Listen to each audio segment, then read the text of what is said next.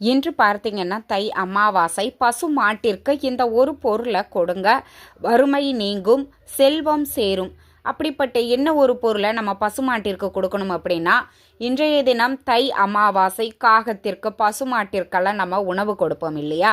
அப்படி பசுமாட்டிற்கு நீங்கள் உணவு கொடுக்கும் பொழுது ஏற்கனவே நீங்கள் அகத்திக்கீரை கொடுத்திருந்தாலும் கூட பச்சரிசி வெல்லம் இது ரெண்டையும் கலந்து நீங்கள் பசுமாட்டிற்கு கொடுங்க. பச்சரிசியை நல்லா ஊற வச்சுக்கோங்க, ஒரு 2-3 மணி நேரம் ஊற வச்சுக்கோங்க.